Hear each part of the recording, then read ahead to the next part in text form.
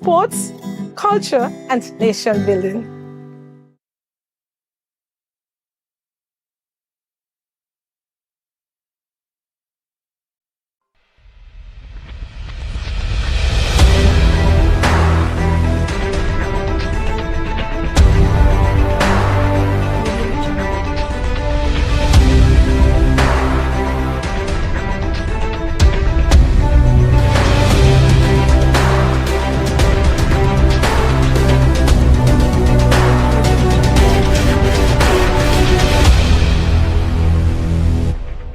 Good evening and welcome to another MTV Community Forum. I'm your host Byron Campbell and of course Chris Diali, our co-host. Good evening, Chris. Good evening, Byron, and good evening to our viewers and listeners. It's a pleasure to be here again.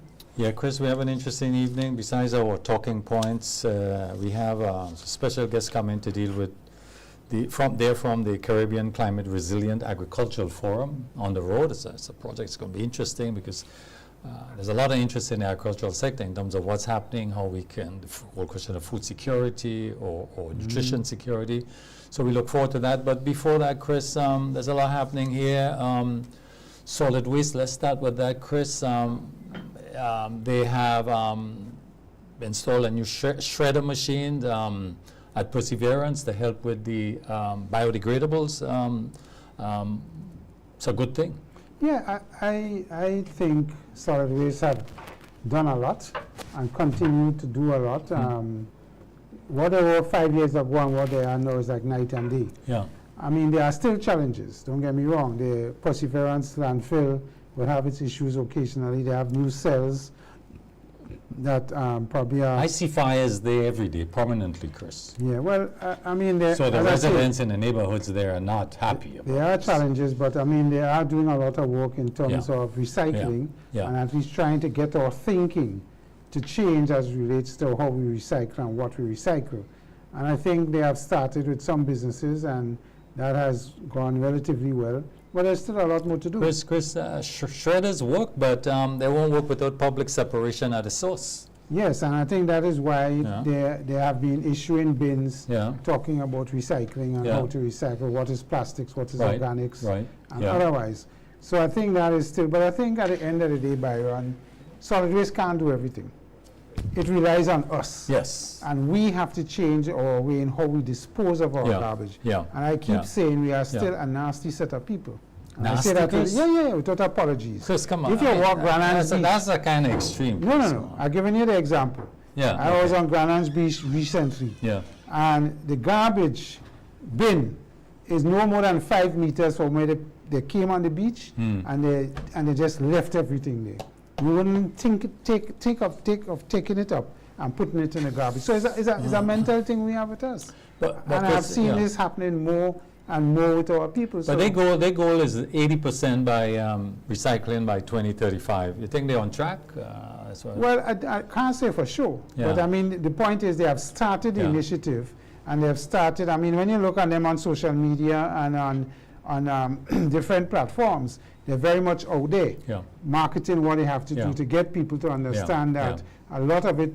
I mean, the other day they had a cleanup done by Fort Judy by the beach and the mangrove, and it's amazing the amount of garbage you get. Chris, I want to make this point here. These are egg boxes, One is biodegradable, one is plastic. One-use plastic. I thought we had laws governing banning single-use plastic containers. I mean, this is a container for eggs. Yeah. So I wanted to say to the person, don't buy these plastic containers because it goes to the landfill and stays there for 200 years. Buy the biodegradable ones, you know. It's when you go to fast food outlets now, they tend to give you containers or plates that is biodegradable instead of the plastic ones. Exactly. But they still have plastic ones. I see they're bringing it in eggs now, so we have to avoid this, Chris. But clearly, it's a good point to say to divert organic waste to compost because this is important. So the bottom line is it's a good thing that they are doing in Perseverance by installing this shredder for composting purposes. Excellent. Let me tell you, in Grenada, our environment is far cleaner than other countries in the region. Not necessarily the OECS. I've had friends come here who live in countries like Trinidad and Barbados and Jamaica. And when they see or environment, they're so impressed. Serious? Oh yeah, until some of them ask you, what is system we have in place to have garbage? Take, for example, Carnival. On those days, the Monday and Tuesday and Yeah. whenever, the streets are cleaned impeccably after each of these events. So we have a system that works, but as I say, work in progress. Okay. Chris, electoral office readiness. There are signs that saying that the electoral office is advancing their work, their training, their is that an indicator that election is imminent? It's going to be soon? Well, I mean, that is correct. They're getting the people who work for them in the different polling stations and so on. They're bringing them in. They're announcing training and so on. And you're hearing, you know, when that starts happening in the electoral office, is also a sign that probably elections are not far away. Because no incumbent government is going to announce an election date understanding that the electoral office is ready and moving to move with their people and their systems. So probably, Byron, we could invite the supervisor of the electoral office to come on the get a program sense of them. to get an understanding But of what's a big happening. component of it, Chris, is the public education. Is that ready? Like voters list, polling stations, Well, if you go to youth some- engagements? If you go to certain a lot. shops, you're seeing a voters list Yeah. up and available. Yeah. I'm not sure about the education. I don't know what education you're referring to here when you say education. Well, the public education, public information on. I saw something saying recently that they want Yeah. the NGOs to take a closer Yeah. look to what is Yeah. happening and get more Yeah. involved. But Yeah. the NGOs, again, you know, it leaves Yeah. something to talk about. But I think when the electoral office is ready in themselves, then elections probably. So not you far believe away. it's likely to have an election this year? I think so. You think so? Fine. Chris, there was a report in the newspaper, eminent gentleman that's been involved in the fishery sector. He was making a statement there that fish stock, the point had to do with fish stocks and sustainable fisheries, yeah? And he was making the point that that we are losing different species, particularly, and he gives some reasons for that. Could be we have been destroying our mangroves, which is the breeding points for a lot of our nearshore fisheries, and but is this? Is there any facts in this? Is there any truth in this? Well, What I do you don't think? know. I mean, I've heard a gentleman speak about the issue and talk about the varieties that we're losing as well. Yeah. Varieties of fishes that come close to our shores, and the fishermen will Garage Group or Yeah. Kuvali or Hine and so on. But at the end of the day, even though his comments may not be backed by scientific research and so on, I think it's a signal that our fisheries department should engage and see what is happening with fish stock and the varieties, so we could understand if there's an issue, and if there's an issue, if we need to impose ban on the certain fishing that is happening. I know is this the scorpion fish that's called it? Yeah. The one that feeds a lot and have very little predators is another issue that we've Yeah. had. And they have asked the fishermen to target that fish in Yeah, particular. but there is cause for concern. I saw a report where they said 80% of the landing are pelagic. This is at the ocean fish. Only 18% are reef fishes. So it tells you that our nearshore fisheries are going down. We used to see a lot of snapper and this near reef. You don't see this anymore. So we have a problem. So to what extent are we restoring mangroves, enforcement of fishing zones? These are critical factors for food security. So I wanted to, I know fisheries have been understaffed. What's happening, I don't know, but this is cause for concern. I think so. I think we need to raise it and see yeah. how we could get a few projects going to understand our fish stock. So we have overfishing. What we have is, we have, fewer jacks, fewer kingfish, fewer snapper, fewer mai-mai, more sharks, more sargassum. Yeah, so we need to look at it. Chris, housing. Project 500, the government announced that affordable housing, announced that a number of houses, I think 17, I'm not sure about the numbers, might now be available. They're inviting persons to. But what's the average cost of this house? Is it for low income, or who's it based target on for? what we're picking up True. is that some of these houses could range between $500,000 to $700,000 based on the type. And You're what not you want. serious. Yeah. And they did say it's for medium income, not necessarily low income. But I mean, when the government came into power, they made a big thing about Project 500, and in Yeah. their term they will see how they could get 500 homes built so that it could, there's various ranges, probably low income, middle, and upper. Okay. So far, their term is almost over, and they have 17 houses available. I Yeah. mean, But what I know, they have like solar, low flow plumbing, climate resilience design, and so forth. So these are That's good. good But things, that's these are good good. things. Because we have to get our people now mindset changed Yeah, but in terms of using PV systems, Yeah. using solar, and making Yeah. your house more environmentally friendly Yeah.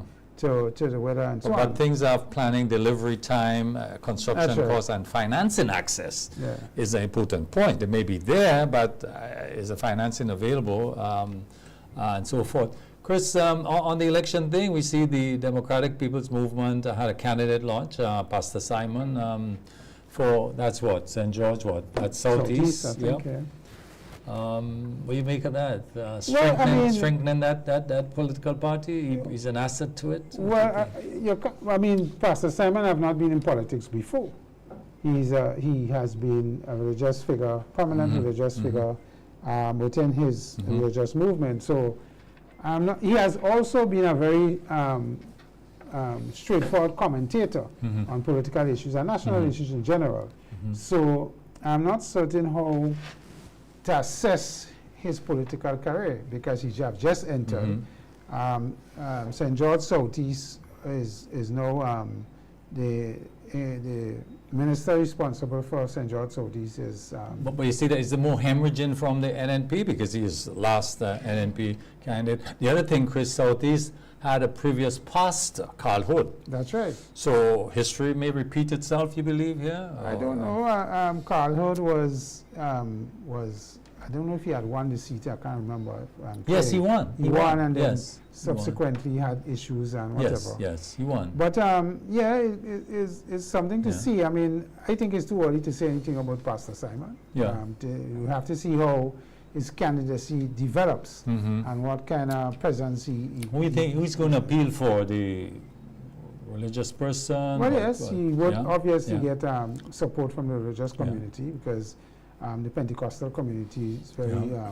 big in that area. So. Because of course we can't finish without talking about this diaspora engagement. I want to look at the tone and the exclusivity about it. Over the weekend, past couple of days, it's been making the news, where there was what looked like a town hall meeting, and this gentleman was raising a point about. He raised a question about Project Polaris, and he was shouted down. Mm-hmm. I mean. What we saw there was intolerance, maybe a lack of understanding of what. I mean, what do you make of it, Chris? Well, I mean, yeah. that was disappointing Yeah. because I think the Prime Minister was in that. Yeah, he was. He was and answering questions. I thought it was disappointing Yeah. that they didn't control their supporters. 'Cause Yeah. clearly their supporters the guy was trying to ask some questions that Yeah. they felt probably he shouldn't ask. I don't Yeah. know what that is. And at the end of the day, we're in a state where everybody must be given an Yeah. opportunity to be heard. Yeah. And supporters may get emotional and Yeah. so on, but Yeah. you as the leader Yeah. of whatever need to calm the crowd down and He say, tried. Yeah. He tried to but calm them, but you didn't they try hard were. enough. You were the boss.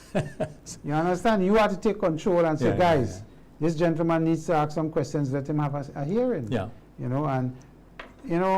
Difficult questions at the end of the day, if they were difficult questions. Well, the they question answered. had to do with, I remember the question had to do with Project Polaris. He was making the point Yes, that, yes. if you already spent 22 million, why are you starting the project, however, when the design is not complete? Yeah, he was asking some question, questions. which I think is quite okay. Right, But, Chris, the big point, however, the diaspora is vital for us, remittances, investments, and ideas. So, in fact, I think there are some countries that are formalizing the diaspora-country relationship and even giving them kind of inclusivity, making them a part of the parliament, some representation. They're given their influence and their resources that they make to the country. I'm in support of dialogue to see how better we can, because the diaspora are part of us. They have a responsibility. They belong here. The diaspora, the importance of nothing new.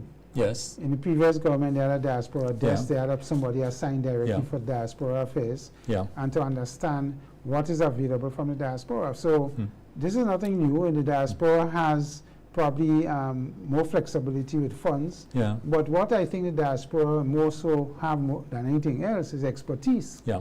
There are a lot of doctors, there are a lot of educators, there are a lot of people in legal circles Yeah. that live in the diaspora and have Yeah. wide Yeah, experience. of course. And not only that, the diaspora could be very well networked. Yeah. So they could get us It's to important. seats It's important. and get importance if we want to launch a project on computing and AI, Mhm. where there are Grenadians in high positions in different parts of the US and other places that we could tap into. Yeah, what I want to say, So Chris, the is that networking is yeah, key.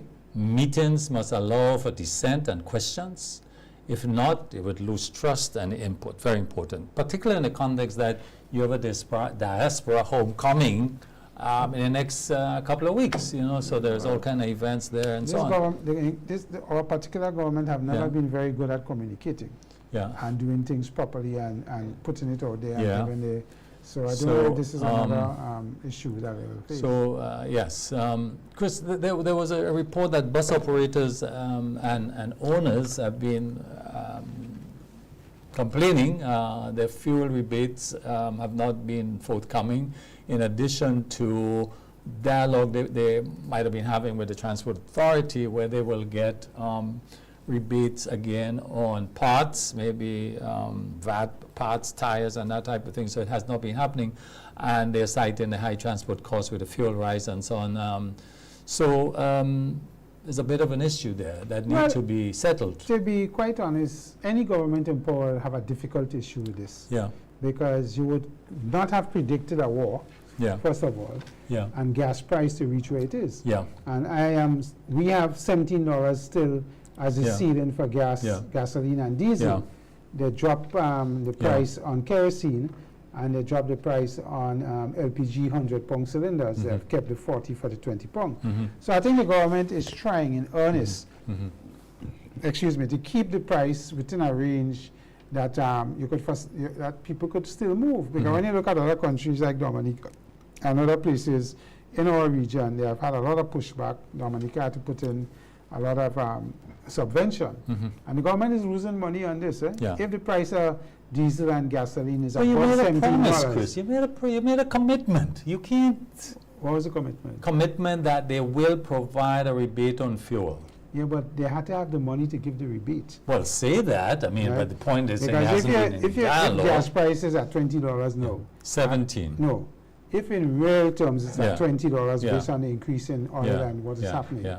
and government only recovering, they cap it at 17, that means the 350 or whatever they have as tax on gas, almost non-existent. So what are you saying? I'm saying that if the government don't have the money to give the rebate, it's going to be difficult. Well, they They should could say waive it. VAT, Well, they should they say could it. waive VAT on brakes and Yeah. tires and so Yeah, on. yeah, yeah. That is less cash flow for them. Yes. But at the end of the day, it may help the busmen to some degree. So, But they so can you think physically put so you on think it's cash. a promise that they having difficulties? Well, you Chris- promise something, but things change environmentally, internationally, I have no say on. There's two final points I want to make here. One, NAGMA started some emergency system testing, a 3-day mock emergency drill ahead of the hurricane season, which starts in 2 weeks. It's a good thing. It means they're getting on board, they're preparing themselves, readiness to what's coming. Yeah, I think that is necessary, Yeah. and everybody needs to be sensitized. Nice, yeah. The season is starting, we head Yeah. into a La Nina situation, but that's Yeah. when we had, as I said, Ivan hit us, Mhm. and that type of environment. Mhm. So it's something to do, and again, NAGMA is testing the communications and various things Yeah. Yeah. in this exercise, Yeah. and their reaction to certain things. So Yeah. that is critical. Security is one of the biggest things if we get hit, Yeah. and how you handle security issues. So I think that is excellent, and I commend them for Commend that. them. So they're pushing personal preparedness. Chris, we have to congratulate the participants, well, Grenada, this Chelsea Flowers show. Yeah. 19th goal. Wow. Incredible. That's all I want to say here. Yeah, It's is. a big deal. It's a big deal. Right. We have consistently done this, and it's hard work, Byron. Yeah. When you see, Yeah. I saw the setup for this win, and this goal, and when you saw the variety Mhm. and the flora and the fauna and how it has been put together, and the participants, the people who organize this Yeah. show, They come from various flower horticulturists in Grenada, and they had to ship the flowers up. They have to pack it, get it ready. It's a lot of work. Yeah. So, Chris, somebody said this is a huge soft power win. So linking horticulture, tourism, and you know what? National pride. Yeah, I mean, kudos to all who have involved. And the question is opportunity. How do we leverage this for Grenada Flower and Garden Festival? This is in November 8th to 15th. Yes, and I think that is something we have spoken about years ago when we started within Chelsea to see how we could leverage it. Because there are quite a number of flower enthusiasts and people who follow these things that, you know, if you put on a festival, we may get a good bounce from it. So it's something that we need to continue. Sound good? Chris, viewers, we take a break here. We come back, as we said, we are coming back with a representative from the Caribbean Climate Resilient Agriculture Forum on the road. So stay with us. We'll be right back.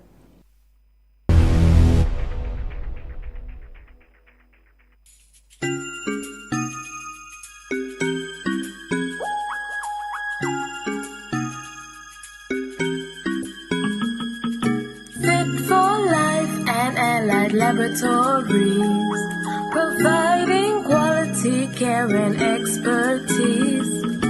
Fit for life and allied laboratories. See our in-house doctors and our pharmacies. Get expert care and quality tests. When it comes to your health, you deserve the best. Fit for life and allied laboratories. We're taking care of Grenada. In Grenada, sports aren't just a game, they're a way of life. They teach discipline, teamwork, and resilience. They inspire the next generation to push boundaries and chase excellence. That's why the Investment Migration Agency of Grenada is proud to support sports initiatives as part of our commitment to youth and national development. When we invest in sports programs, we invest in the future. We invest in the health and well-being of our youth, and we invest in broadening Grenada's reach, proudly connecting our athletes, our talent, and our nation to a global community. Together, we all go further. The Investment Migration Agency. Unlock the possibilities. It's game on. And you may not be able to predict the scoreline or who will win each game. And you sure can't predict who will be the champion. But what is predictable is that Quartz has what you need to watch the games the way you want to every time. It's game on. Quartz, bringing value home.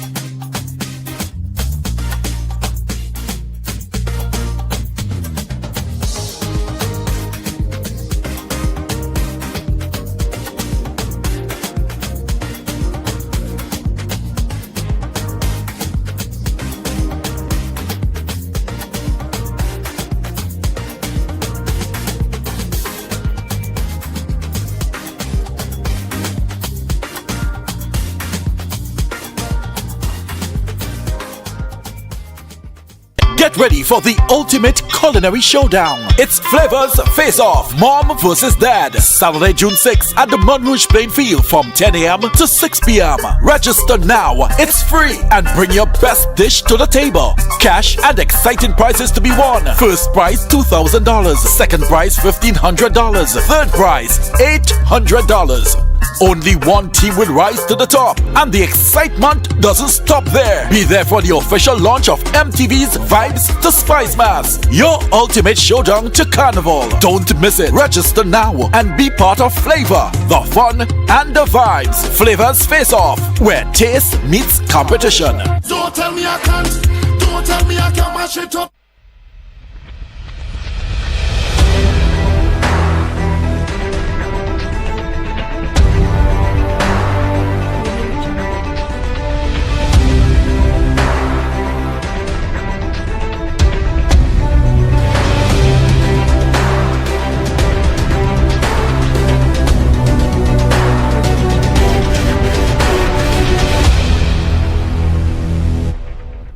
Welcome back, viewers, to MTV Community Forum. And our guests this evening are Gregory Del Sol. He's a technical specialist at ICA's Grenada's office. And we have accompanying him also is Dr. Chani St. Martin. He's a specialist in soil and water management.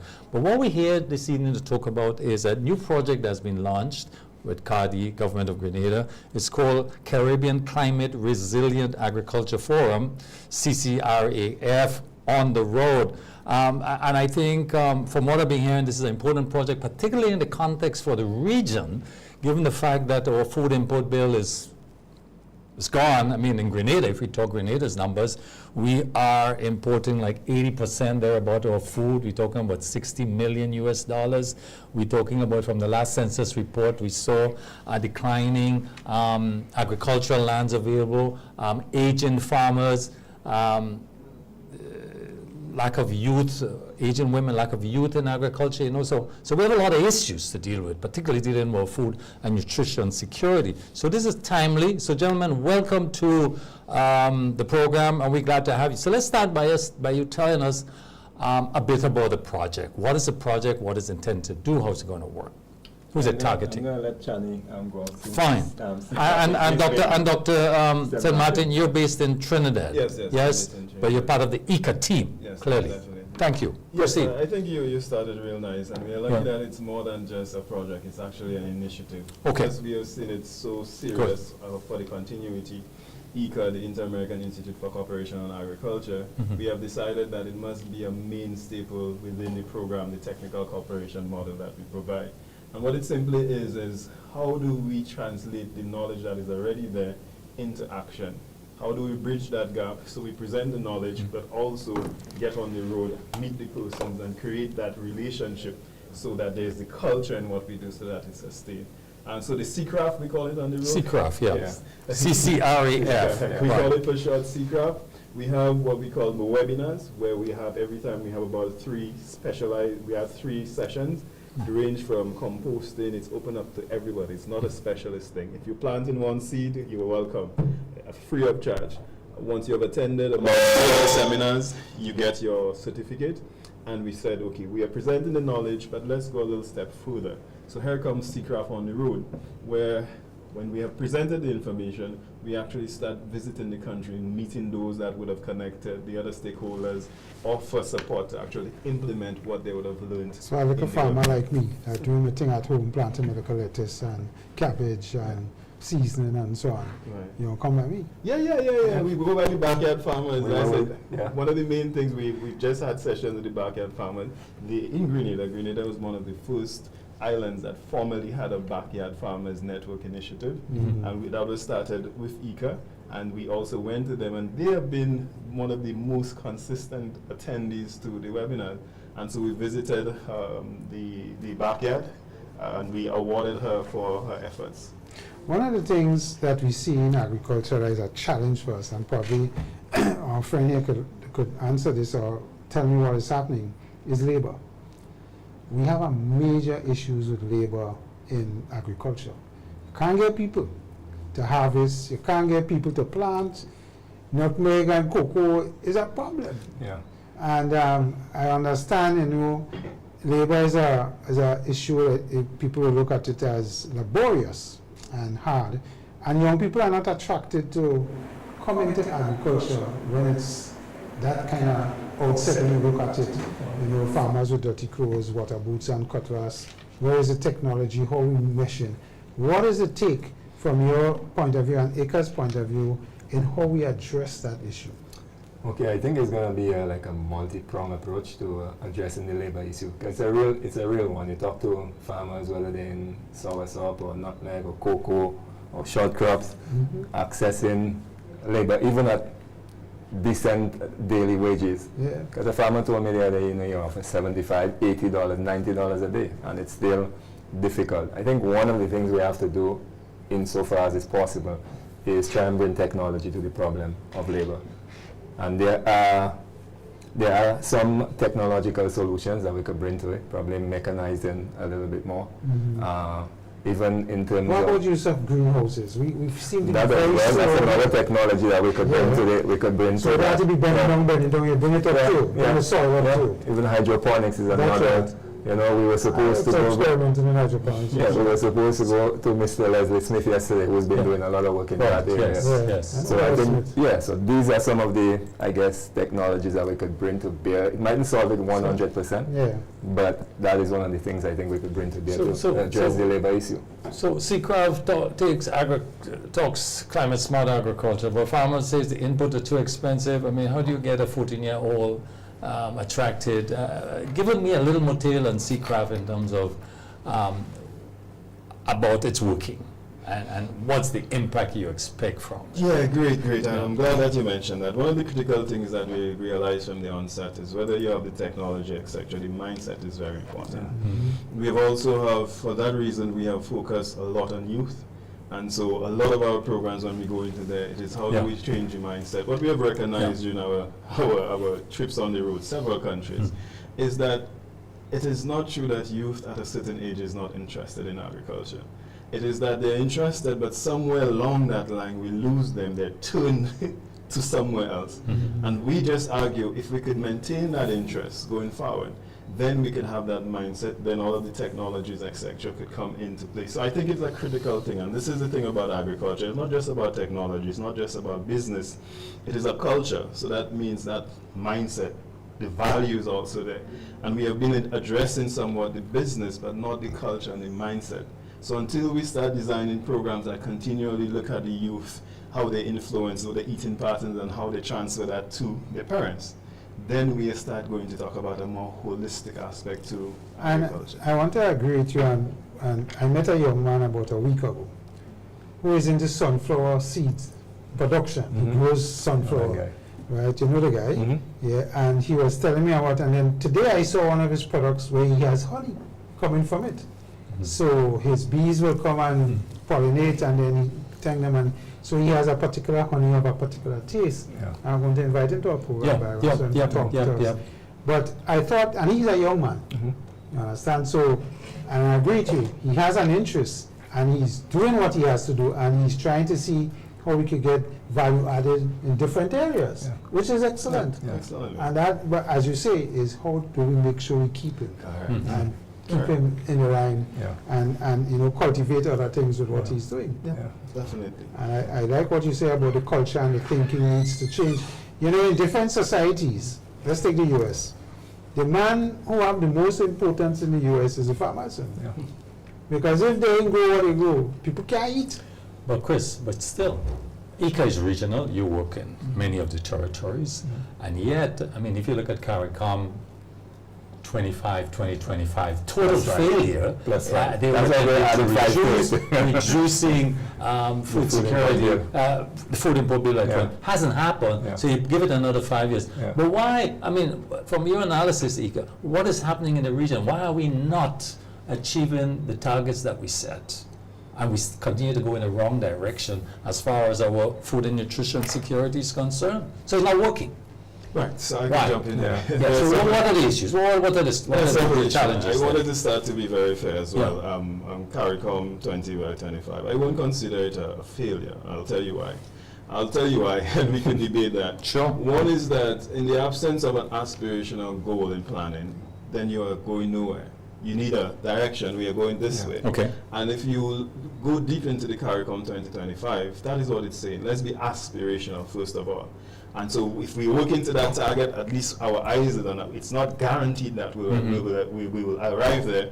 And so everybody's aiming there. And so it did a wonderful job. Everywhere you heard persons both in the region and outside of the region, all of the projects and the initiatives and the planning was based upon CARICOM, the 2025. You gave a focus. So you gave a focus that we're walking here. Fine, okay. Right. So it is aspirational, meaning that there's no reason to give up on it. No. What we need to do now is to learn from what has happened and see how we could fast track it. And not happen. And not, so what has not happened, right? And so, and that is not a unique case for the CARICOM or the US was like that. China was like that. We have a goal, the aspiration. It's like a business, but let's learn from it and go forward. So in terms of the second question, why are we not getting it right? There are several things with that. It starts at the household. If you ask anybody from the household, what are your values? What have you eaten this morning? Where are you going? How serious are you about eating the things that you grow? Soon you start to see that coming. It's easy to point the fingers on CARICOM, an institution, but persons don't normally point it right here. What are your consumption patterns? If I divide your tongue into what you ate, what would it look like? But government policies also matter. When I say CARICOM, yes, I'm widening it, but I'm also looking at individual governments. Look at our case, for example. We don't have to go far. We see very little investment in the infrastructure, particularly farm roads, for example. How can you have production if you don't have access? I'm just pulling out one of those things, by the way, you know. You're familiar with our last census report. All the trends are downwards. Right. Import bills continue to climb, agricultural land available down, farmers aging. I mean, the numbers are not. One of the things the numbers are not encouraging. I could jump on that. What are the numbers? If you're looking at these numbers, what are the numbers for your fiscal space? This is where we have to.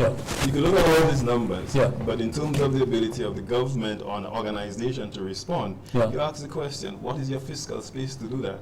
And that is where it becomes very deep. Unless we are able to address the fiscal and the space, then all of these things have become very challenging. Sometimes policies without the physical. Let me give you an example. The fiscal? I can give you an example. So let's look at what's imported.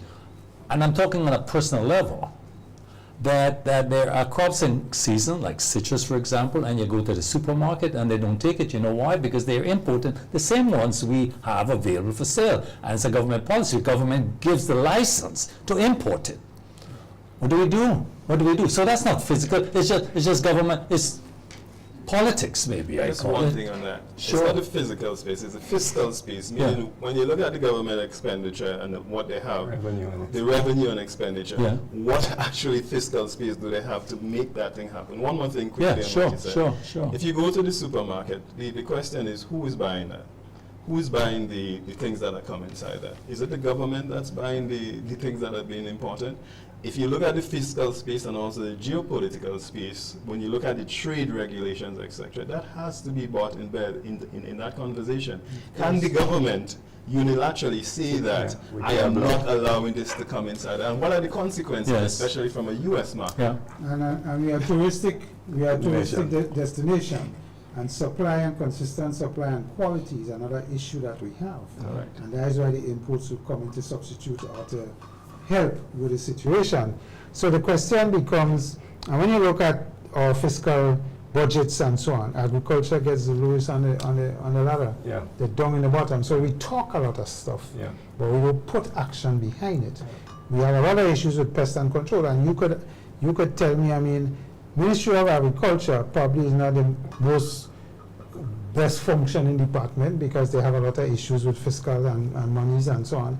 So when our government say, you know, we're talking food security, we're encouraging, we had a nice project they brought the other day with coconuts, right, where they brought in new variety of coconuts, and we know coconuts have a lot of potential, not only providing water and so on, but I mean the oils and all of that downstream, but you're not seeing it and something happening. So what is, from your perspective and where you sit, what do you think is causing that?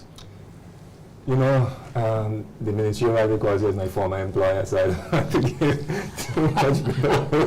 But there are some serious challenges there, and Johnny mentioned the fiscal space, because Byron was earlier speaking about farm roads, farm infrastructure. Most times, to address that, the national budget doesn't even make a dent.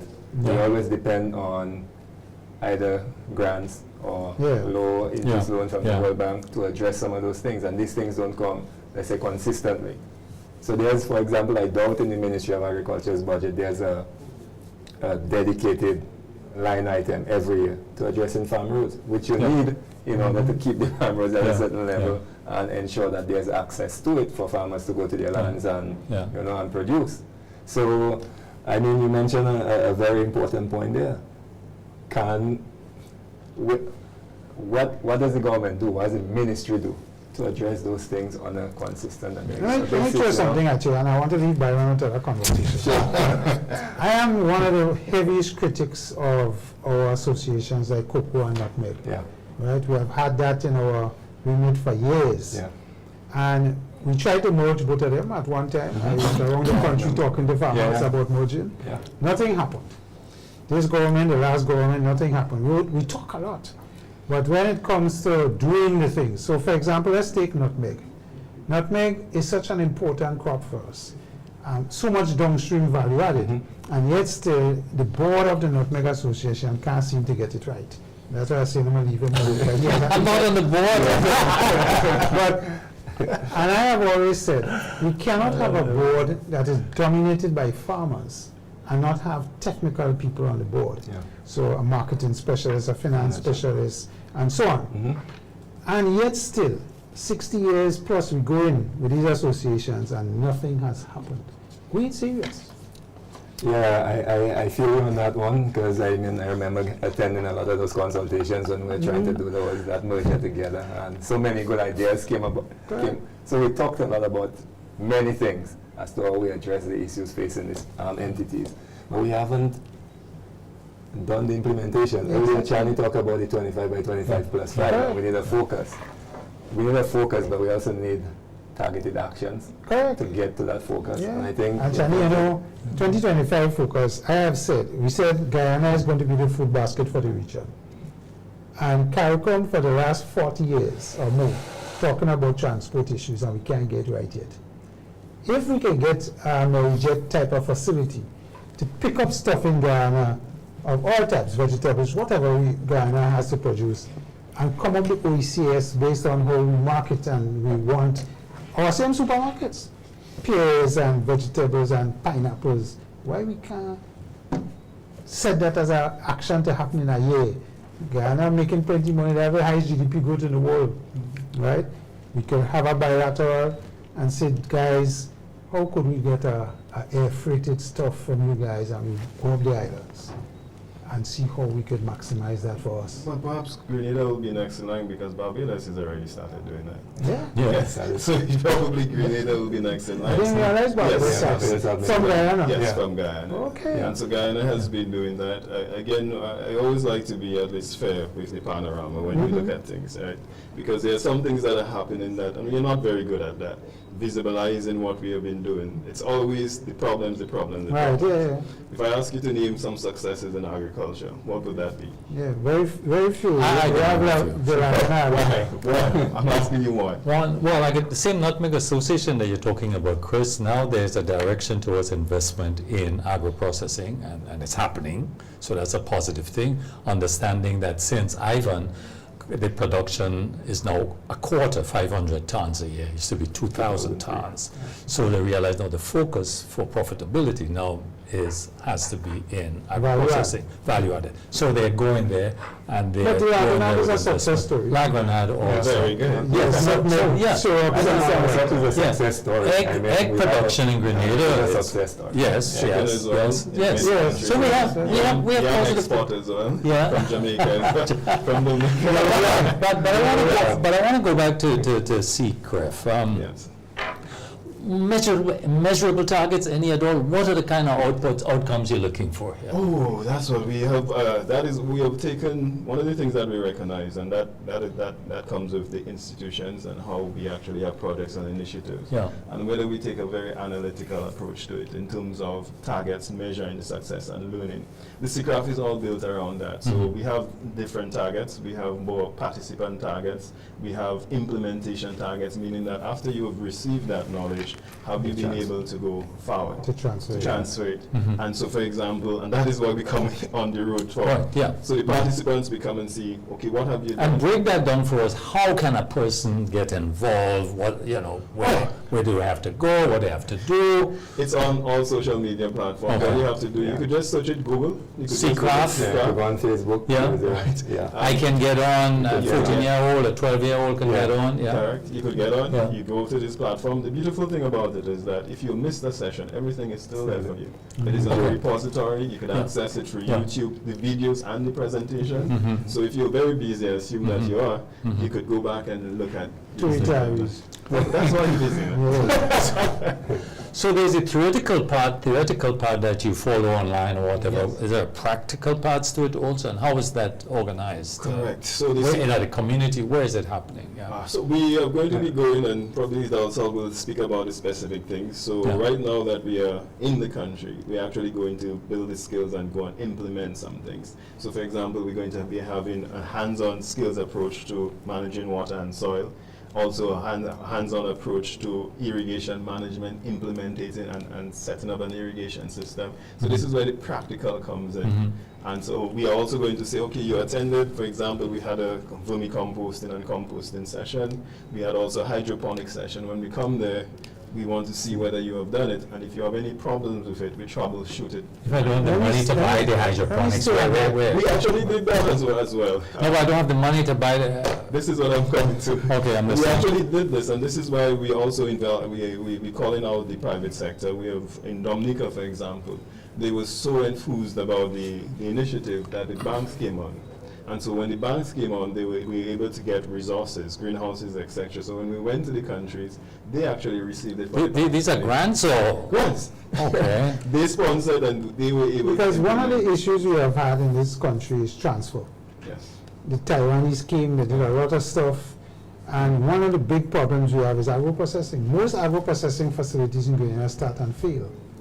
And they will cite a lot of problems of supply issues and seasonal issues and raw material. So how is your project going to, because we talk a lot about that, agro-processing, and that is a way to go. I heard the man talk about nutmeg.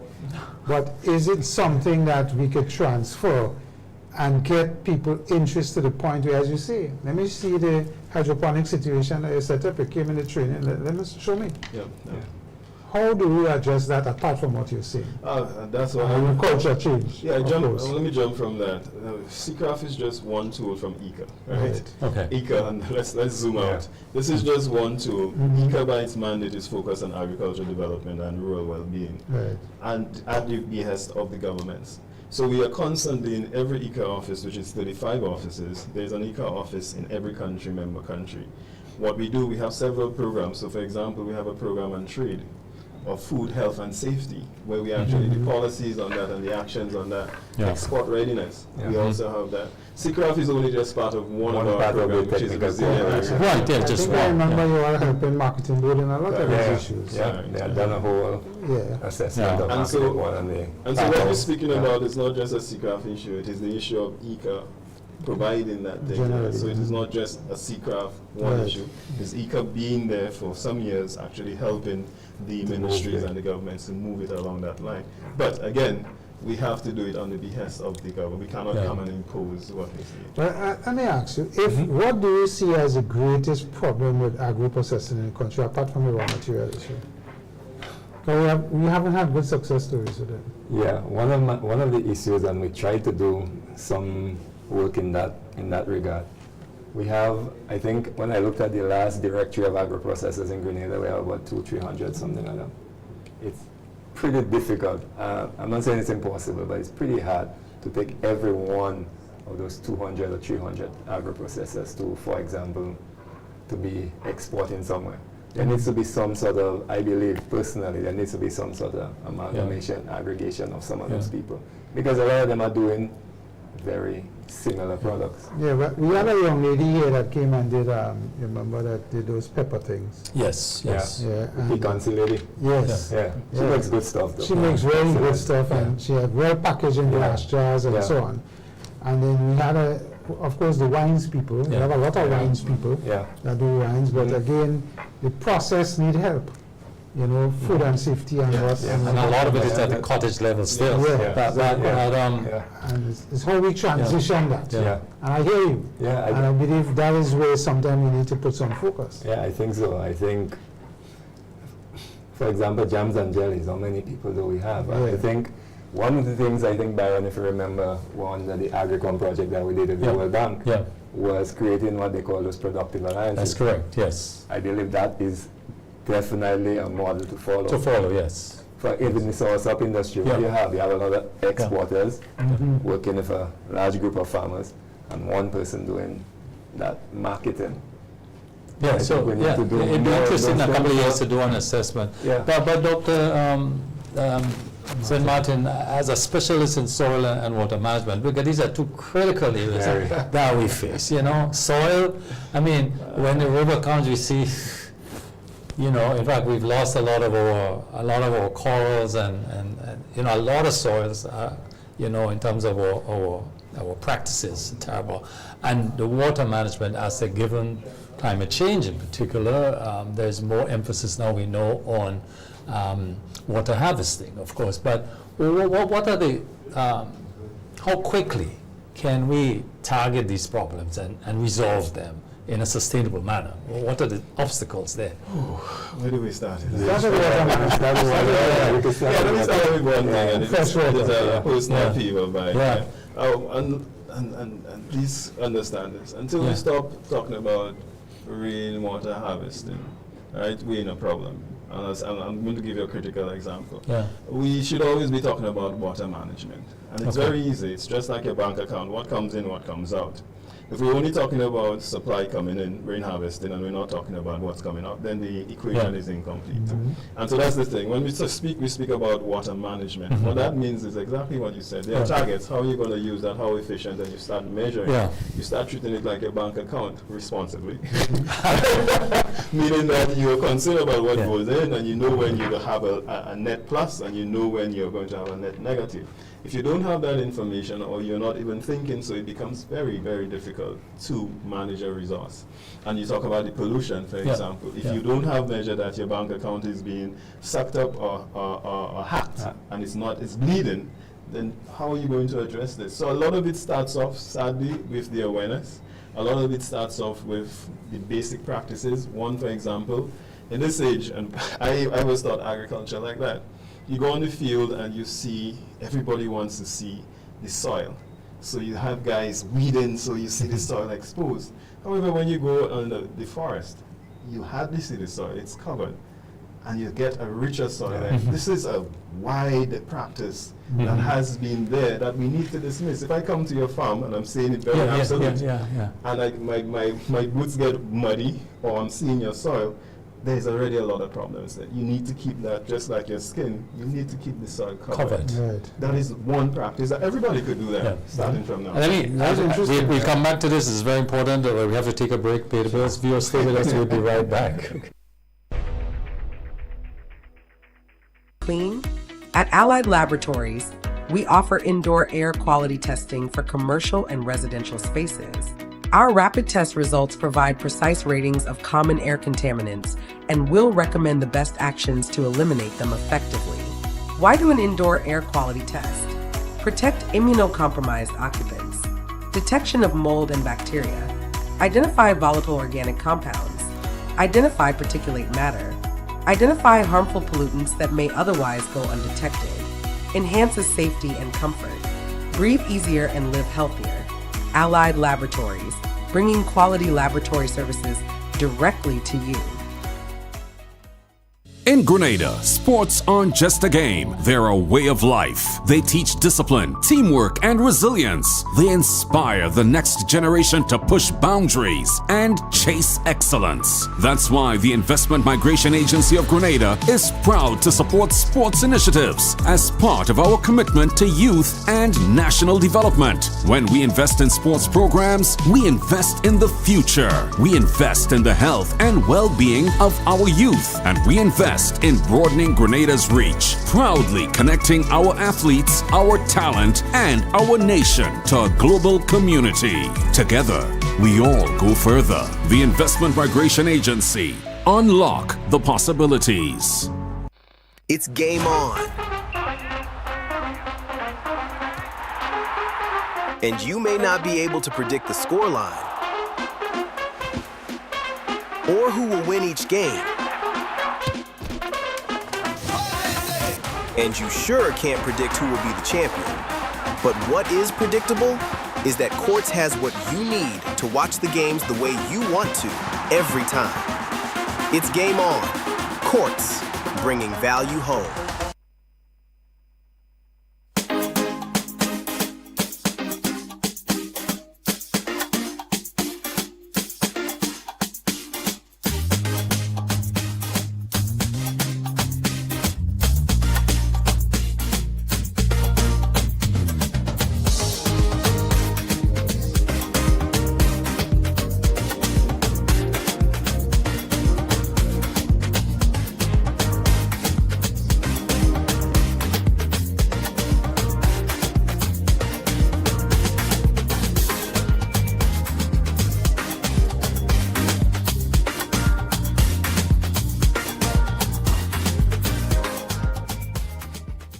Get ready for the ultimate culinary showdown. It's Flavors Face Off, Mom vs. Dad. Saturday, June 6th at the Monrouge Plain Field from 10 a.m. to 6 p.m. Register now. It's free and bring your best dish to the table. Cash and exciting prizes to be won. First prize $2,000. Second prize $1,500. Third prize $800. Only one team will rise to the top, and the excitement doesn't stop there. Be there for the official launch of MTV's Vibes to Spice Mass, your ultimate showdown to Carnival. Don't miss it. Register now and be part of Flavor, the fun, and the vibes. Flavors Face Off, where taste meets competition. Don't tell me I can't. Don't tell me I can't mash it up.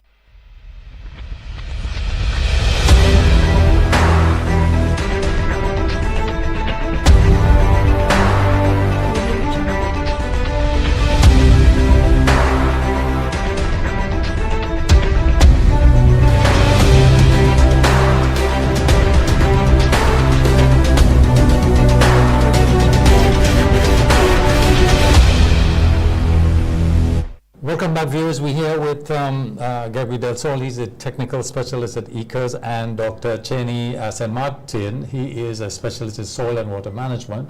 And ECA has this project. It's called Caribbean Climate Resilient Agricultural Forum, CCRAF, on the road. Gentlemen, tell me two things. What have you been doing all week in terms of with the project, but also, which is very important, what is a person that's been invited or enthusiastic about joining this, what would it leave with them? What skills would they have at the end of it to make a difference in their lives? Okay, we can start with what we've been doing. Yes. So from Monday, we had a mini lunch. Yeah. Well, Monday morning at 7, we were on GBN morning, starting the awareness. Yeah. Then at the Ministry of Agriculture's conference room, we had a mini launch of the project to get it going. After that, we had some technical meetings with the Ministry of Agriculture, Ministry of Climate Resilience, and then we had a partners meeting where we met with our other partners in the country, the PISLM, the Project Initiative for Sustainable Land Management, the RDU, the Rural Development Unit, aka the SIAP project, and also GWPC, Global Water Partnership Caribbean. So we met with those partners to see critically how we could work more effectively and efficiently together. Because one of the issues we have a lot of organizations, be it regional or international, who comes in here and do certain things. But sometimes I think either we doing some of the same things, replicating here and there. We need to have more harmonization, a more in-depth conversation as to how we could partner better. So we did that. The next day, because CCRAF, as Chani mentioned earlier, we want to take CCRAF on the road to people at all levels. So we started with the School for Special Education in the Limes. Yes. So we did some demonstration there with the kids in terms of planting in raised beds. We did a little work with them in terms of, and we try and bring some excitement to them as well. So with some drone demonstrations, and then we had some music and entertainment for them. Then we moved to the Backyard Gardeners, and you spoke about something which I saw in action, live in action, at Miss Masaki's farm. We keep talking about soil loss and soil erosion, and you see her applying something that has been spoken about a lot on CCRAF programs, the whole contouring and using different grasses to keep the soil. So she has layers of vetiver grass growing, keeping her soil from, eroding. So that was one of the examples that we saw of actual education and information in practice.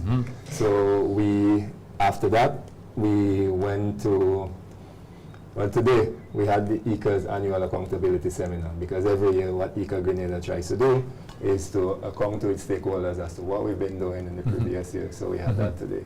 Tomorrow we continue with the education at the primary school level. So we're going to Bylands, St. Michael's RC School, and then we're gonna, because they have one of the better school gardens in the country. Are you talking the 4-H? Are you targeting the 4-H's? We are partnering with the 4-H as well to do that. So we bring in, again, more knowledge and information to the kids and the 4-H persons as well. There's a poultry rearing and crop production.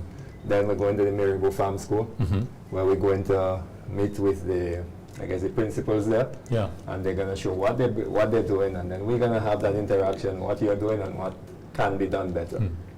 Then Friday morning we have training for extension and farmers in sustainable land and soil and water management. Okay. So these are some of the things we've been doing throughout the week. All of this, back to you, Dr. St. Martin, all of this is available online. You can participate there. That we say you don't have to be physically. Well, this one is physical. Okay, this one is we are physical. working on actually doing a virtual thing when we're out there. Okay. But the virtual happens before.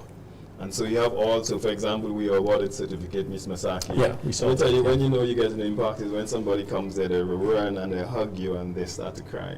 Okay, They're very wow. appreciative Wow, of what yes, that would have yes. done, seeing you alive and showing you the thing. So we had several of these experiences there, and they were very positive in terms of how they felt about it, especially around the COVID time. A lot of them, this guy does that. One of the things that strike me here is that listening to you guys is that, what's the lady name? It's Masaki. Yeah. I first time I hear about her. And there's a problem. Yeah. She needs to come and show people what agriculture has done for her, how she has changed her, Impact, what she does and so on, so she could get consistent production and quality. And grow that kind of, so young people seeing that saying, boy, no, that could make sense for me too. You understand? So is there a component where we could expose these people more? I mean, apart from Byron and I inviting them here. Well, we'd love to partner with you all to do that. Yeah. Right markets. If we could love to partner with you. We have a slot every month where we want to bring in local entrepreneurs, whether it's in agriculture, wine, jams, whatever.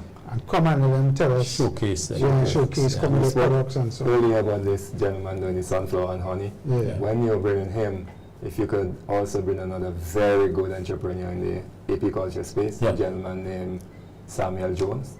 He has a company called I'll Be Well, B-E-N-B-E-E.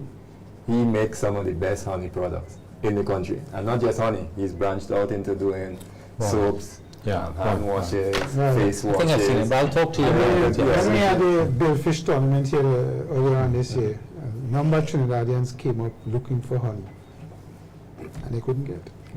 That's another space we need to. How does that sound? Seacraft partners with MTV to bring that thing. How does that sound? Sounds excellent. Yes. You know, when you were off, Dr. St. Martin and I were talking about this guy who does tomato, and he's doing very well in Trinidad. Yes. And one of the things we probably could entertain is, could we identify somebody for him to partner with in Grenada and have technology transfer? We did something similar to that. There's a guy called Mr. Bundu. He's the king of the sweet potato, well, root crops in Trinidad. I want to tell you, the king, he has kept varieties that are missing. He has invented different. Have you met him? I didn't met him. No. You mentioned potatoes and potatoes. Exactly. So the question I have for you, that I see there's an initiative on a regional scale to experiment or look at white potatoes to see how. But do you support this is a good thing, or should we have a focus on sweet potatoes? Where do you think we're going? What makes most sense for this region for production in terms of food? I do think that it is a country's decision, right? Yeah. If you tell me that both of them are technically feasible in terms of being able to produce it, and both of them have a solid argument. Right. What we have learned from the white potato is that the environment, the microenvironment matters a lot. Yes, soil treatment had to be done. Elevation as well. So we have learned that. So that means if you are strategically going in the white potato route, you have to think of whether this location best fits that versus a sweet potato, etc. There's not an either or, and a lot of times we like to think of just biology. You gave a politically correct answer. That's fine. Technically sound. It's technically sound. It's technically sound.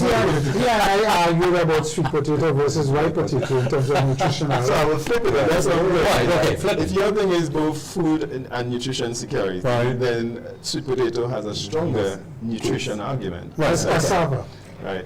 Cassava is another one? Yes, cassava is also another one. In Trinidad, a lot of cassava production is done. But when you come up the islands, we just seem to, it's a cultural thing. I'm going to put one for you, jicama, which is the next one as well, right? That most persons don't know, and if you don't know, research it. It is also another thing that we have in Trinidad, which is increasing, which is very, very wonderful.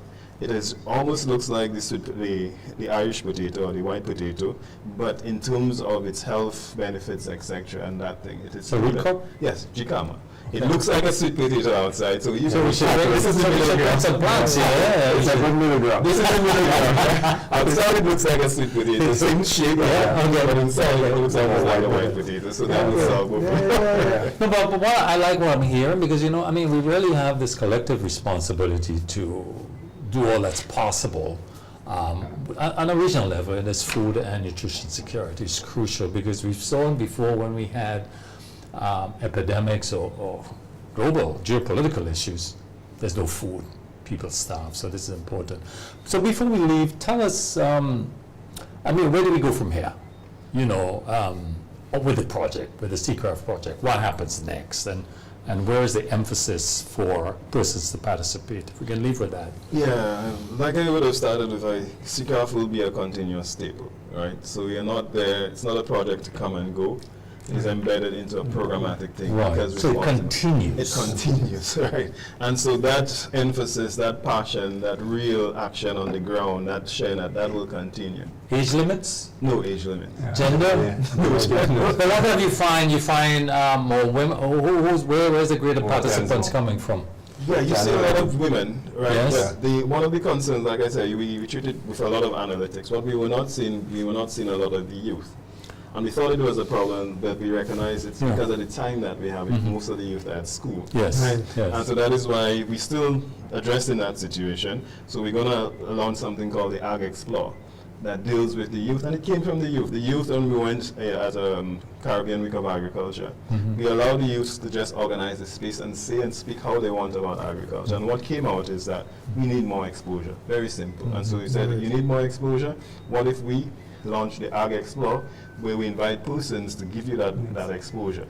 What I find too is women, when you look at cooperatives in agriculture and what's happening, you'll see the women are more organized in cooperatives than the men. Yeah. I don't know why that is, but it seems as though they have a better understanding of how the cooperatives could help generally in the agricultural production.